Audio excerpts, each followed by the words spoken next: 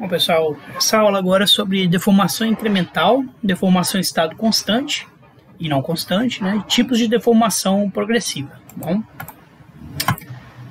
Bom, análise da deformação finita, como a gente começou nesse bloco sobre deformação, né? A gente vai analisar o resultado final da história de deformação através da matriz de deformação, né? Que é a matriz gradiente de posição, tensor gradiente de posição, apenas indicando a diferença de posição das partículas da sua posição inicial, né? E a análise da deformação infinitesimal trata apenas de uma fração da história deformacional, né? De um momento para o outro, ali que a gente pode ver no experimento ou no computador, né? Quando a gente usa uma abordagem infinitesimal, cada incremento na deformação vai ser representado por uma matriz diferente, né, de deformação incremental. O produto de todas essas matrizes vai ser igual à matriz de deformação finita, de um momento para o outro aí, né? Devemos estar cientes nesse caso que a ordem na qual a gente vai multiplicar as matrizes não é arbitrária, né? Quer dizer, na prática, que um cisalhamento puro seguido de um cisalhamento simples, por exemplo, né, não gera o mesmo produto final de um cisalhamento simples seguido por um cisalhamento puro. Ou algebricamente, né, que você multiplicar a matriz de cisalhamento puro pela matriz de cisalhamento simples é diferente de você multiplicar a matriz de cisalhamento simples pela matriz de cisalhamento puro, né? Então a ordem aí da formação que a sua rocha sofre vai afetar o produto final, obviamente, né? É muito diferente você cisalhar uma dobra ou você dobrar uma zona de cisalhamento, né? Você vai ter produtos completamente diferentes. Bom, eu coloquei isso aqui para a gente entender, né, que isso tudo vem lá da mecânica de fluidos, certo? Da dinâmica de fluidos, né? A dinâmica de fluidos é um negócio muito estudado e foi mais ou menos um dos campos aí onde foi mais desenvolvida aquela ideia do caos que eu estava falando com vocês aí, né, no começo aí do curso. E aí eu deixo uma frase aí do Heisenberg, né, aquele do princípio da incerteza lá da mecânica quântica, né, que ele falou que quando encontrar com Deus, ele vai fazer duas perguntas: por que a relatividade e por que a turbulência? E ele acha que talvez Deus tenha uma resposta para a primeira, mas a segunda, turbulência, realmente é um negócio complicadíssimo aí de entender, né? O que acontece? Se os parâmetros de fluxo permanecem os mesmos durante toda a deformação, a gente tem uma deformação ou fluxo em estado constante, em inglês é chamado de steady state, tá? Mas se os eixos instantâneos de estiramento sofrem rotação durante a deformação, o WK vai mudar de valor, tá? Assim como as trajetórias das partículas, quer dizer, os parâmetros de fluxo vão mudar, né? Cada incremento de deformação, e esse é o non-steady state flow. Por razões práticas, né, é muito difícil a gente identificar uma deformação não constante. A gente vê o zona de cisalhamento no campo, né, interpreta o fluxo como do tipo steady state. Mas na natureza, entretanto, né, provavelmente as deformações de fluxo não constantes são mais comuns, né? E é isso que está mostrando essa animaçãozinha aqui que eu tirei desse site aí, né? Ele começa com um fluxo constante, né, lá, com esse objeto aqui, mas quando passa de um certo valor aqui, ele começa a ter turbulência, né? E aí esse fluxo deixa de ser constante. A cada incremento aqui, a deformação vai ser de uma forma completamente diferente, né? E no caso aqui ainda está periódico, mas isso aqui pode chegar a uma turbulência completamente caótica, né, na verdade. Quando a gente analisa deformações incrementais, a gente pode dividir a deformação final em estado não constante, como essa aqui, por exemplo, né, em várias fotos, né, em vários instantes diferentes aqui, que pode ser aproximadamente constante, para fins mais práticos. Isso aí para quem já estiver trabalhando com taxas de deformação e mudanças aí nos parâmetros de fluxo durante experimentos aí de estrutural, né? Bom, voltando lá naqueles tipos de deformação que eu mostrei para vocês antes, né, a gente definiu algumas deformações de referência, cisalamento simples, puro e subsimples, mudança de volume, etc., né? Essas mesmas deformações podem definir deformações progressivas se a cada incremento corresponder um tipo de deformação, o mesmo tipo de deformação total, né? Por exemplo, a deformação que não só termina como cisalamento simples, mas todos os incrementos são do tipo cisalamento simples, é chamado de cisalamento simples progressivo, né? Uma coisa para o puro, né? O cisalamento simples progressivo ele pode ser interrompido a qualquer momento, a deformação será sempre do tipo cisalamento simples. Então olha aí o que acontece, né, com a elipse de deformação à medida que você deforma um círculo, um marcador, né, num campo de cisalhamento simples, né? Ela vai ficando cada vez mais estirada em direção ao plano de cisalhamento. Na história de deformação progressiva não coaxial, então, né, onde os eixos não ficam paralelos aos eixos de estiramento instantâneo, né? Os eixos da elipsoide variam durante a deformação. Desalhamento simples progressivo não envolve estiramento, encurtamento ou rotação nos planos paralelos à zona de desalhamento, né? Continua com o mesmo tamanho do círculo unitário, aqui como vocês estão vendo, a elongação, né? As outras linhas do corpo são todas rotacionadas, rumo à direção do desalhamento, por isso também é chamado do tipo de deformação rotacional. Então as linhas de orientação geral são rotacionadas rumo à direção do desalhamento. O plano de orientação geral também, né? Paralelizar com ele aqui. Comprimentos das linhas também vão variar bastante. Tá vendo como é que a elipsoide, a elipse no final aqui está completamente diferente do tamanho do círculo, né? Até mesmo o eixo principal de deformação é rotacionado. Isso aí é uma coisa muito importante para a gente distinguir entre eixo instantâneo de deformação e eixo finito de deformação, tá? Então, para entender isso, a gente vai fazer um experimento aqui com um círculo, né? E a gente vai imaginar dentro desse círculo, o marcador, 3 pares de linhas ortogonais, paralelas, né? Então, a gente tem a linha, as linhas aqui 1, 4, né? A gente tem a linha 2, 5 e a gente tem a linha 3, 6. E elas começaram paralelas entre si, né?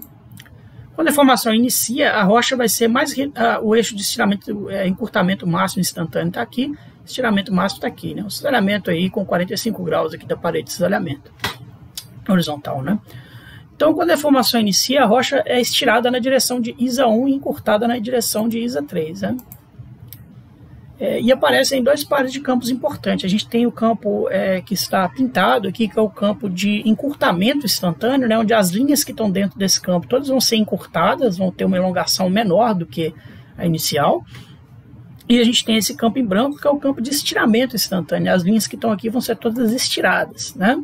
E as linhas que dividem são as linhas sem encurtamento e estiramento máximo, né? Elas estão com o mesmo tamanho do raio do círculo unitário, né? Em 3D, esses campos vão se tornar volumes, né? Fatias aqui de volumes e as linhas superfícies. Aumentou mais ainda a deformação, né? Continua lá os ISA na mesma direção, né? As linhas 1 e 4, por exemplo, começando por elas, né? No começo do processo, elas são paralelas aos limites dos campos, né? Não, são linhas que não têm encurtamento instantâneo. Rapidamente, porém, a linha 4, o que vai acontecer com ela, né? Ela vai rotacionar do campo, em sentido do campo de alongamento. Lá, né? Nesse próximo incremento, a 4 já tem uma elongação maior. E no próximo incremento de deformação, então estamos tirando foto de cada incremento aqui, né? A linha 4 já está quase lá no eixo máximo de estiramento, né? Olha o que acontece com ela aí, né? Já as linhas 2 e 5, ó, que estão aqui, vermelhinha e azul, né? Estão dentro, quando começa a deformação, estão dentro do campo de encurtamento e estiramento instantâneo, respectivamente, né? No estágio B, o que acontece? A linha 2 e a 5, elas continuam paralelas, perpendiculares entre si, assim como no início. Significa que nesse estágio, só nesse estágio, né, não tem cisalhamento angular em nenhuma dessas direções. Elas continuam, elas se paralelizaram com os ISA, né? O que aconteceu?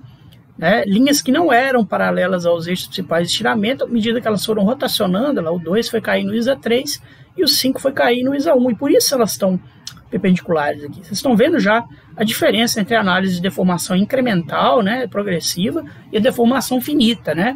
Se eu pegasse só a análise de deformação finita, eu ia falar que esses dois aqui são paralelos ao eixo de estiramento máximo, né?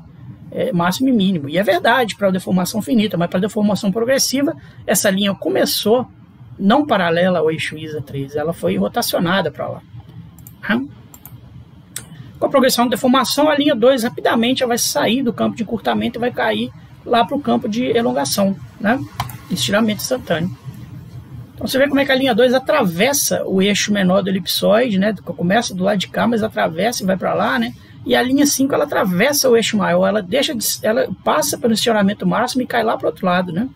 Significa que essas linhas materiais rotacionam rapidamente, mais rápido ainda do que os eixos de deformação finita dentro do corpo, né? Quer dizer, a linha 5 passou pelo X, né?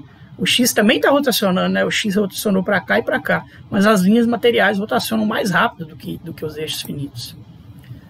Então, importante aí, né? A linha 2 passou de uma história de encurtamento até anterior ao eixo mínimo aqui, né? E passou e foi lá para a história de estiramento. O último par de linhas que a gente vai falar, o 3, 6, né? Começa o processo paralelamente aos ISA, né? Ambas as linhas rotacionam rapidamente para longe dos ISA, né? Então, você aqui paralelamente aos eixos instantâneos não quer dizer que você vai ficar sempre assim. Todo mundo vai tender a rotacionar em direção ao eixo principal, né? Linha 3 apresenta uma história semelhante à linha 2, né? Passa de encurtamento para estiramento. Entre os estágios B e C, é interessante, né, tem um momento em que a linha 3 apresentará o mesmo comprimento do estrado deformado. Ela vai passar aqui por um local onde ela vai estar paralela ao raio aqui do círculo, né? Então essa análise aí é interessante, que permite distinguir claramente a diferença entre os ISAs e os eixos da elipse de deformação, né, finita.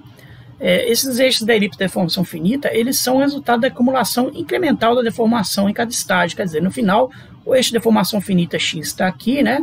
E o eixo menor está aqui. Mas os ISA não mudam lá, né? Os eixos instantâneos, eles estão sempre orientados aí, a 45 graus da parede da zona de zeramento. Os esforços, as condições limites do experimento não mudaram. Então, se a gente continuar incrementando aqui a deformação, essa elipse vai tender a estirar cada vez mais e a deitar cada vez mais para a direção do cesareamento, mas os eixos instantâneos vão estar sempre nessa direção, né? Como se estivesse pegando a cada incremento aqui, isso fosse um marcador novo, né, caindo nesse campo, né? Um incremento que caiu nesse campo de tensão, um incremento que caiu nesse campo de tensão, um marcador que caiu nesse campo de tensão, né?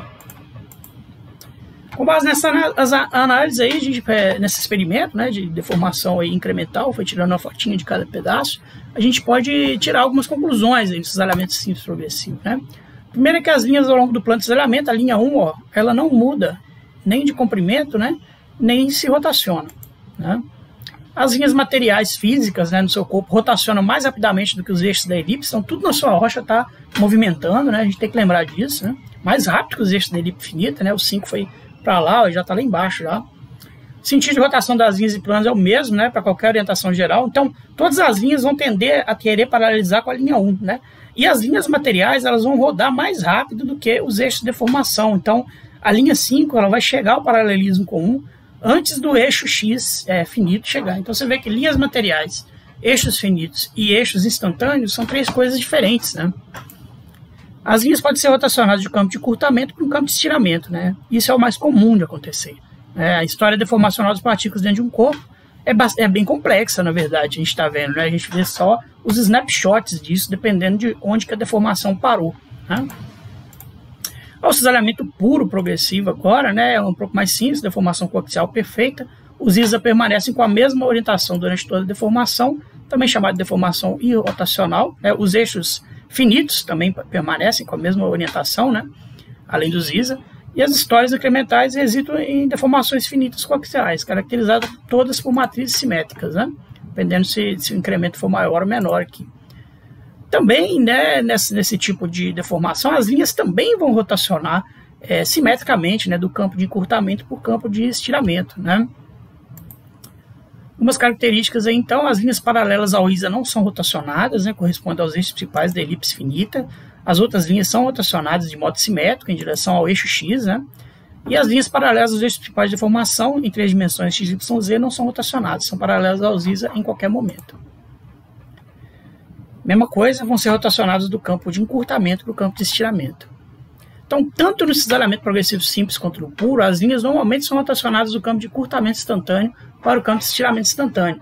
Por isso é comum a gente ver dobras, né, com flancos budinados. Budinados são rochas que foram estiradas, né, elas são mais rígidas do que está ao redor, elas formam uma espécie de estrutura em linguiça. Assim, linguiça boudin quer dizer linguiça em francês, tá bom? Mas boudin dobrado já é mais raro, né, mais difícil você sair do campo de estiramento e cair para o campo de encurtamento, a não ser que esteja mais de uma fase de deformação, né? Então o que acontece é lá, você está dobrando aqui uma rocha, né? Você começou com essa camada nessa direção, você começa a empurrar para o lado de cá, ó, né? Você começa com essa linha aqui no campo de encurtamento, mas rapidamente ela rotaciona para o campo de estiramento. E aí você vai ter flancos budinados da sua rocha, se você tiver uma diferença de reologia suficiente, né? Vai formar essa estrutura em linguiças colocadas aqui uma do lado da outra, né?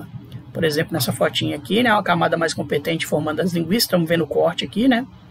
E aí você tem os necks do boudin, né, onde caem as coisas mais fluidas que estão ao redor, né? Pode ser, por exemplo, quartzite finito ou qualquer coisa assim.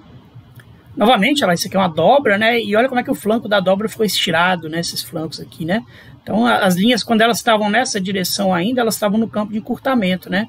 À medida que elas foram rotacionando, né? O flanco é uma linha também material, né? O flanco da dobra caiu nessa direção, que é a direção de estiramento. Elas começaram a estirar, né? Novamente, aí alguns boudins aqui nos flancos. Bom, como a gente viu, então, né, as linhas materiais tendem a rotacionar rumo à direção do cisalhamento, corresponde à direção de uma apófise de fluxo. A gente pode pensar também dessa forma, que uma das apófises de fluxo puxa, né, as partículas, né, funciona como sumidouro ou sink, né, e a outra funciona como fonte, né. Então a gente tem uma analogia com o fluxo fluido aí a todo momento, né.